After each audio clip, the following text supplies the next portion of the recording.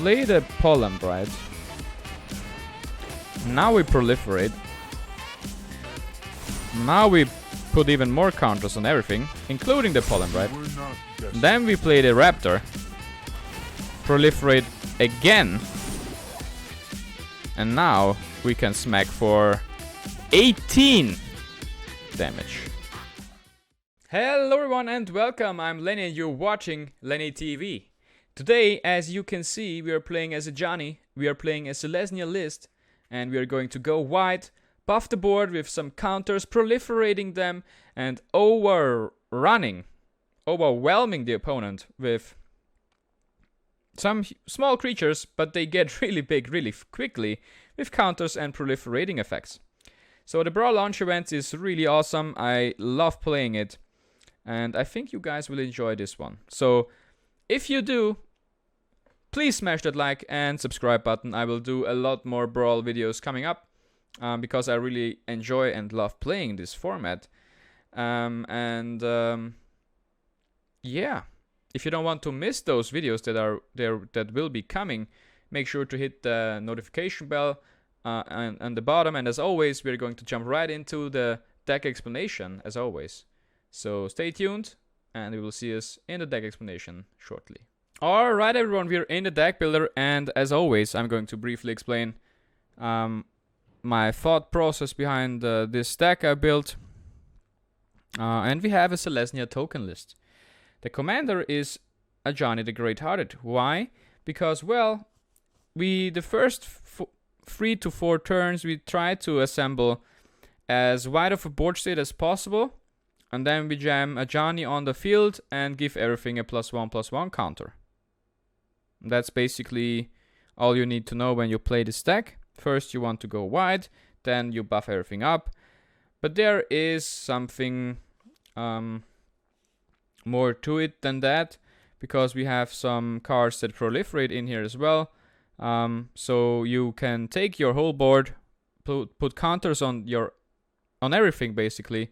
And then you can even, you can exponentially grow them really quickly.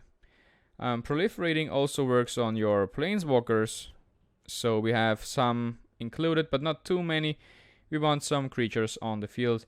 Let's start by talking about the 1-drops. We have the Law Rune Enforcer, which is a really good early drop, but also a really good late game drop.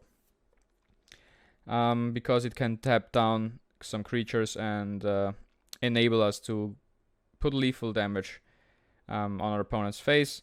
We have Gilded Goose, of course. If we have this on turn 1, it's ramping us really quickly into a turn 3 play, and that can be amazingly strong. So Gilded Goose has to be included here.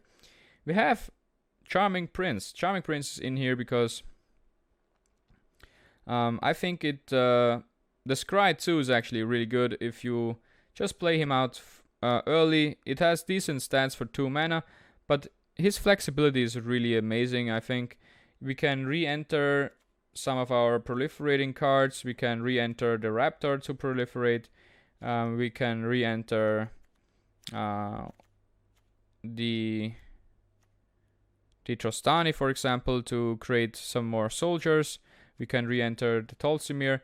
So he is really flexible. It's a good early card, but it's also not too bad if you draw him late. We have some Grateful Apparition in here.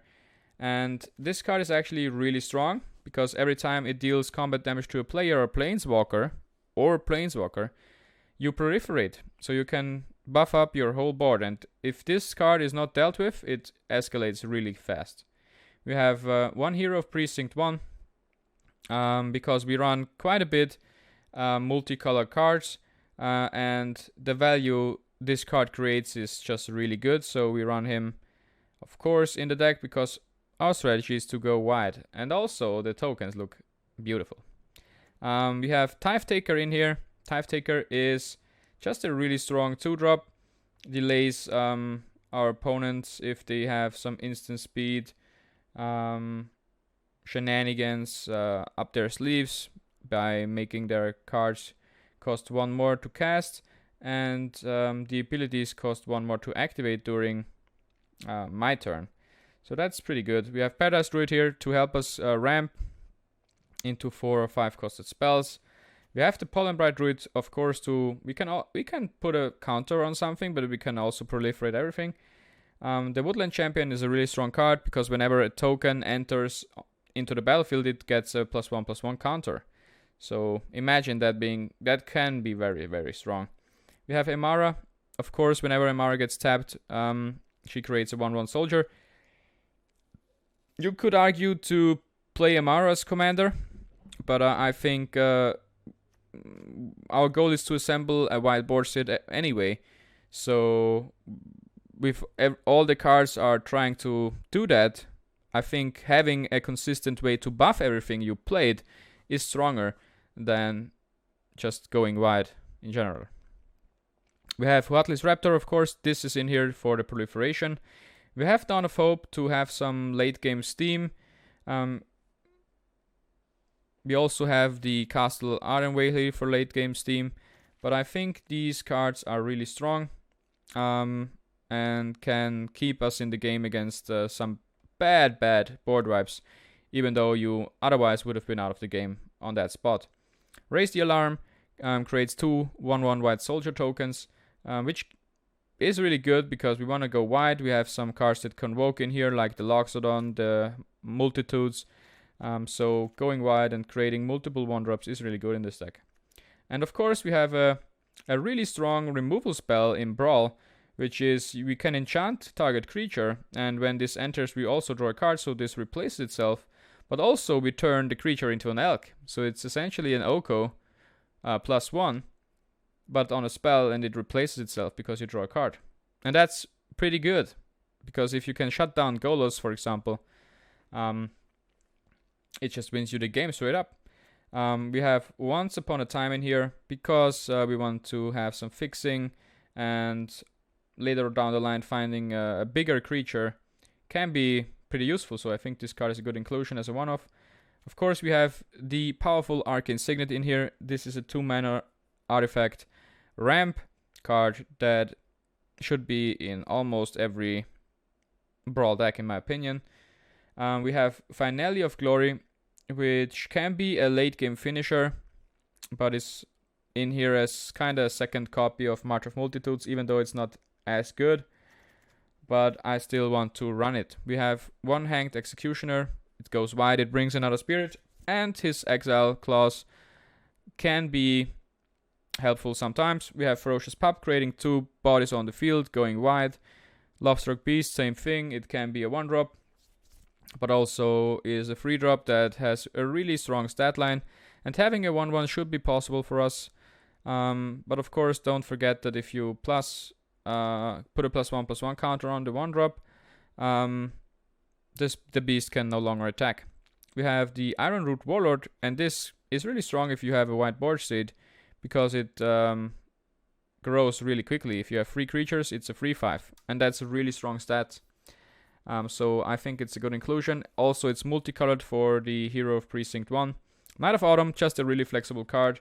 We can flicker it with the Charming Prince, but also destroying artifacts, enchantments, and gaining life. The flexibility is just really strong. Unbreakable Formation is a card that lets us push through. If the board state gets stale, we just +1/+1 everything, and everything is indestructible.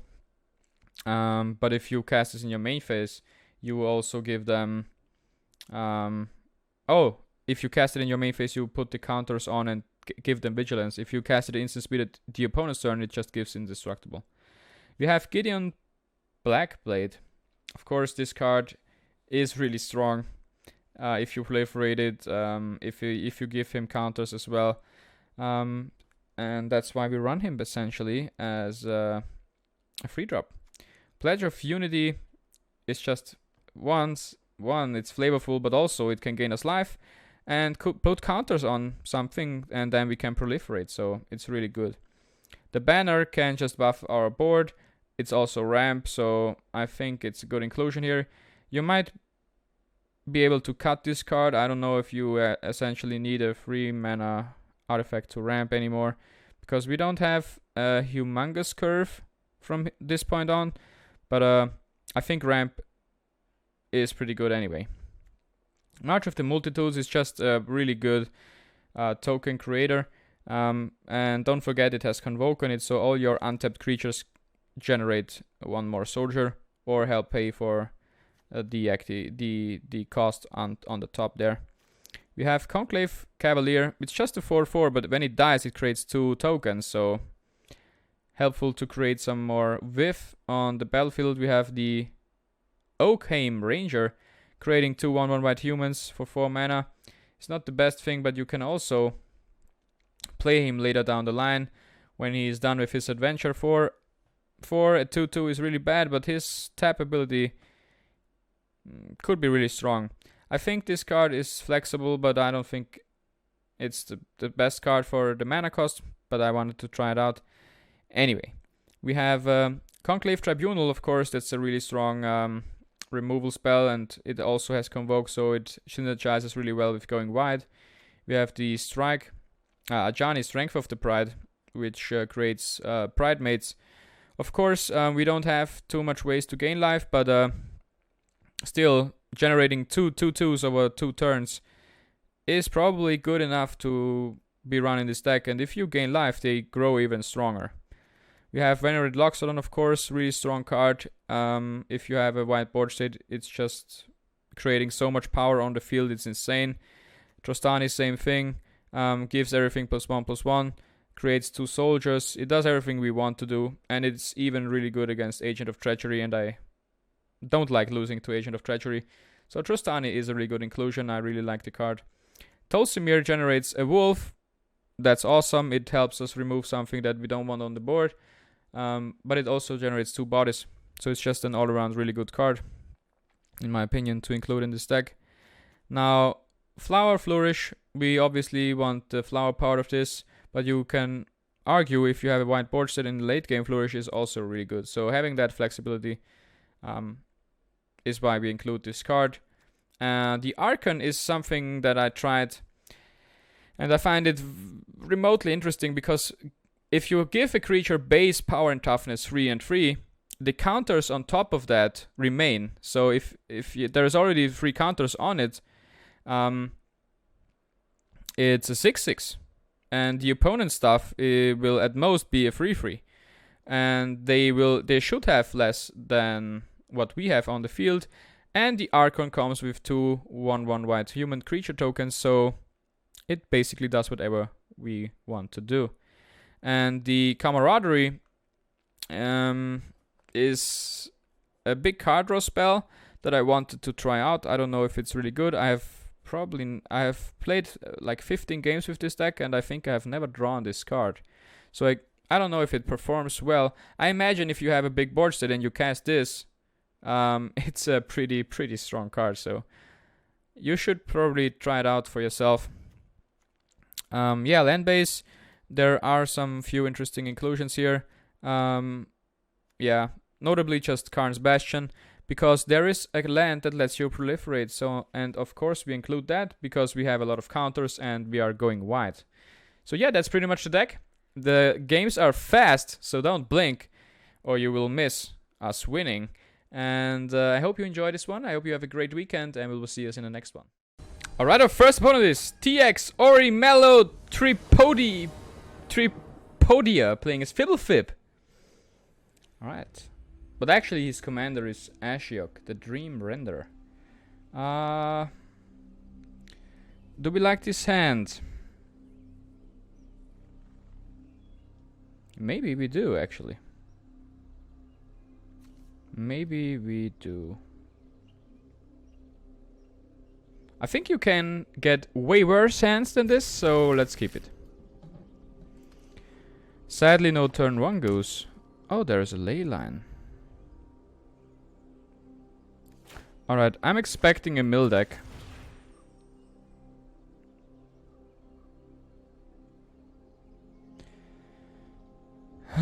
We could pick up the Night of Autumn to get rid of the ley line there.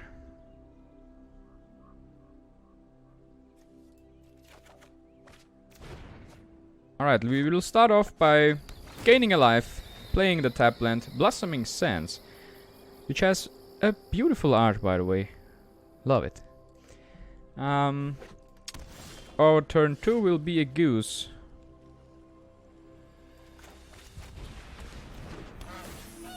Ramping us into 4 mana next turn. We need 2 white sources for that. So I'm playing a plains here. The opponent can flash in everything now. Actually, I won't play Ajani here, even though I can. I'm gonna get rid of the enchantment here. And it resolves. Perfect, so Leyline gone. Now Ashiok might come down here, but we can smack him.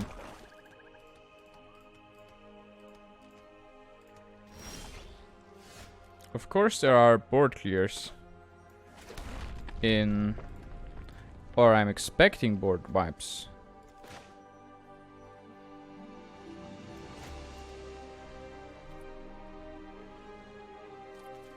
So I think...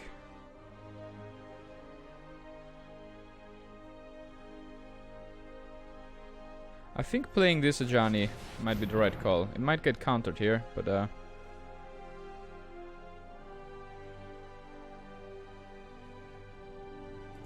still, we can create 2 Pride Mates essentially.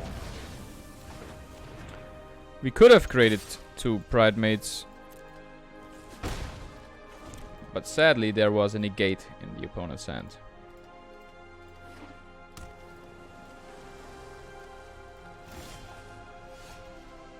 And that negate buys him a lot of time. I think we try playing Trostani here. We can autopay now with the goose, so you don't have to manually do that. I'm expecting another counter spell. Alright, then we hit him in the face for 2.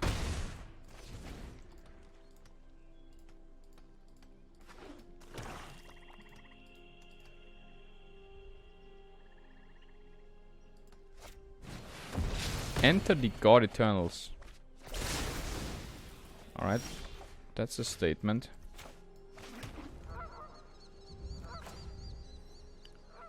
Alright, we have to go all in from this point on.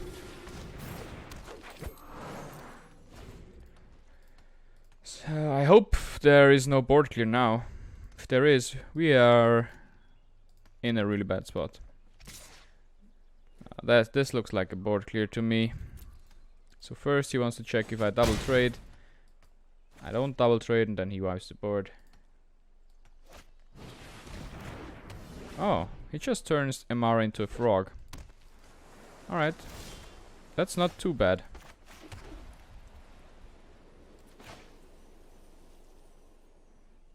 Alright, first we play Ajani here, or we try to.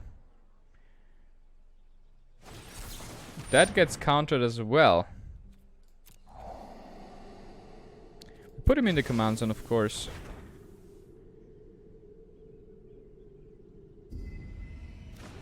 Opponent kept the top card. Now we play the Loxodon and convoking 3 targets here, buffing our whole board. Oh no! So don't auto pay for the Loxodon. We will try for the Greathearted again. There was no counterspell, so it resolves. Everything has now vigilance. We were not destined to fight. We will attack with the Loxodon, the Goose, because it's flying. And yeah, we hold back on these 2 because next turn we can put another +1 counter on everything and proliferate it.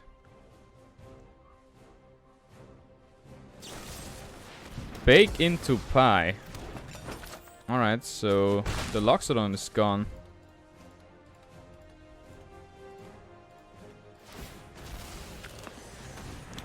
And he's immediately sacrificing the food for life. What an interesting choice.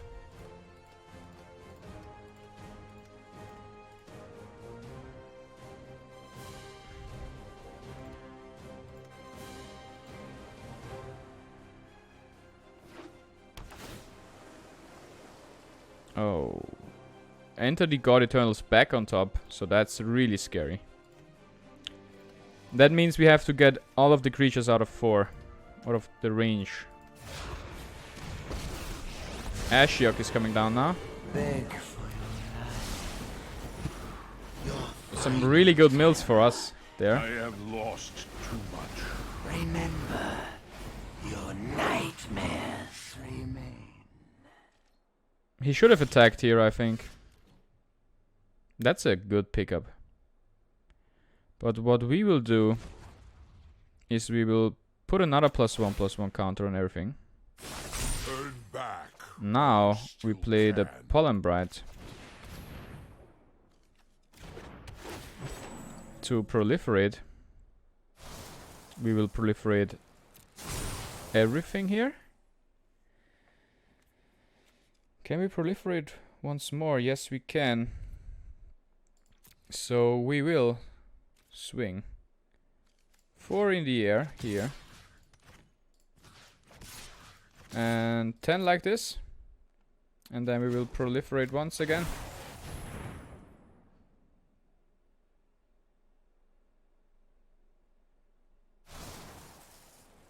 Like that. So that's 12 damage to the face. Ashiok is gone. And on his turn he will probably play the God Eternals.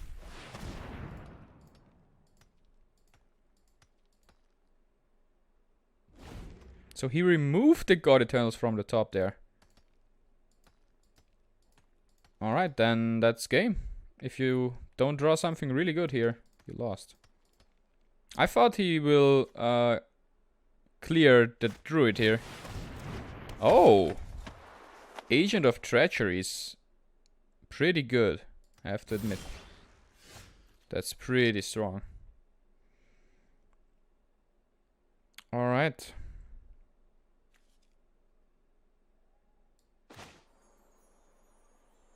So I think we have to go wide here. That's 1, 2, 3, 4, 5. So let's do this for 5. Then let's put a counter on everything. With me. And smack for 7.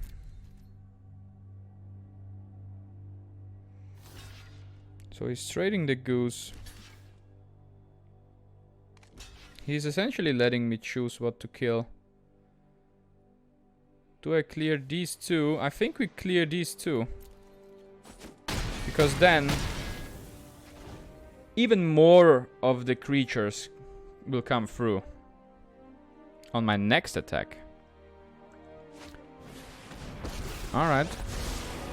I'd like to stay out of this, but I'll Do fight these have a my color? best.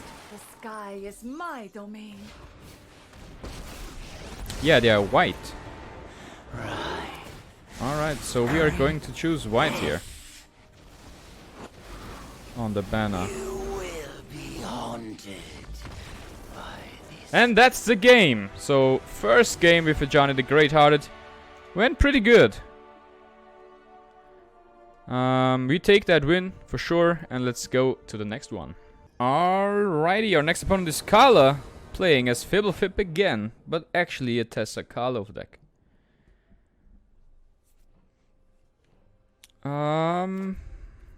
I like this hand, to be honest. A little heavy on the lands, but I think that's alright if we don't draw too much more. Command Tower. Really strong card. That's a really strong start for my opponent as well. Pride made already a 3/3. Sadly we pick up a land there. Yeah. The Raptor here not really doing anything. 4 damage to her face and the 4/4 Pride Mate. It's actually getting a little bit much here on the lands. Now I hope I can block like this. If we don't, we probably lost this one. Alright, now we can still block the Pride Mate, because we are 4 power on the field.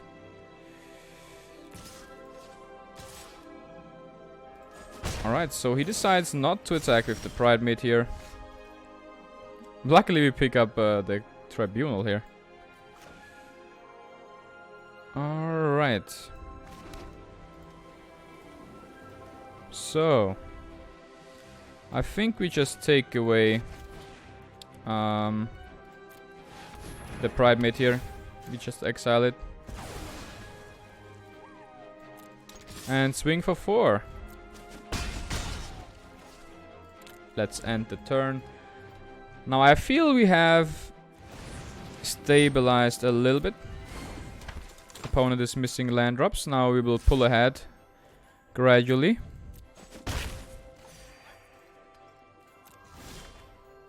Alrighty. This is awesome news.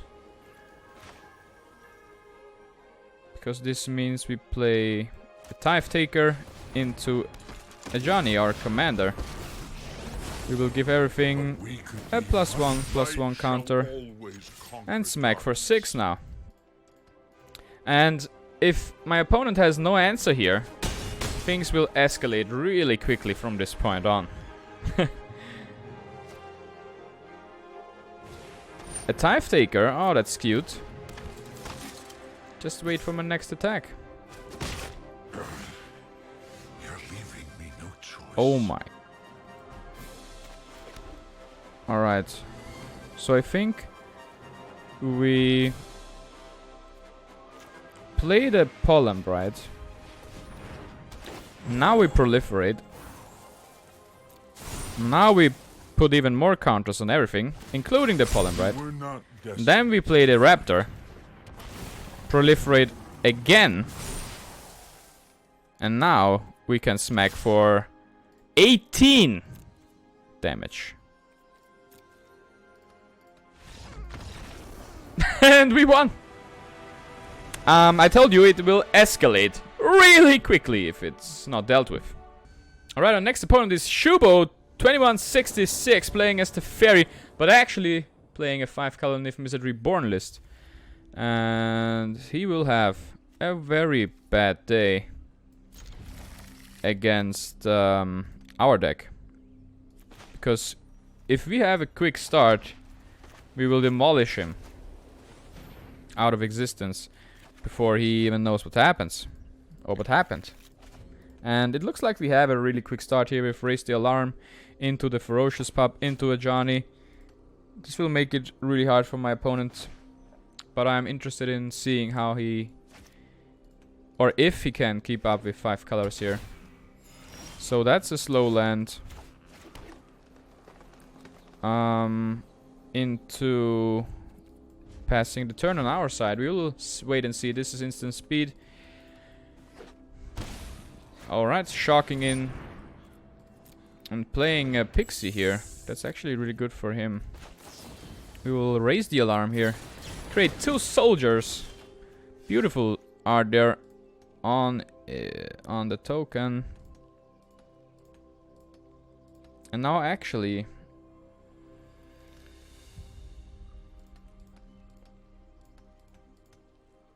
we have a turn 2 play here. Could be Once Upon a Time at instant speed. Playing the pup now is probably the stronger play. So let's try that. We will not attack, and next turn my opponent needs to clear the board, because Ajani will hit the field. And at 3 mana he needs to have Cry of the Carnarium right now. And that would be a really ballsy inclusion. Oh, and we miss actually on the 4th untapped land for Ajani. Meaning this turn, we can only...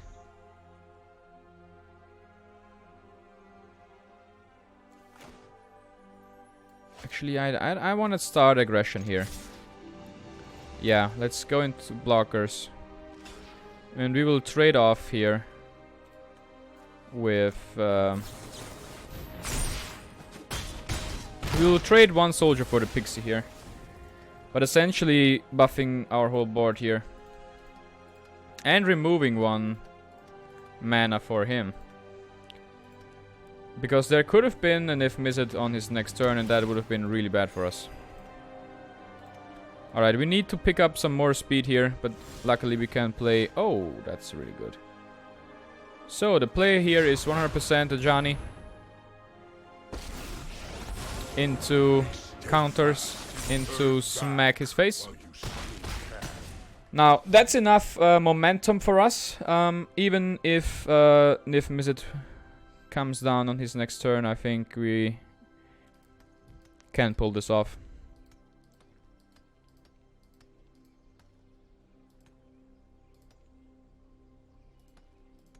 It was really clutch to remove the pixie here. I think if he could have played Nif Mizzet last turn, we would have been in a really bad spot. Oh, we have to sacrifice our planeswalker, so we'll put him into the command zone, of course.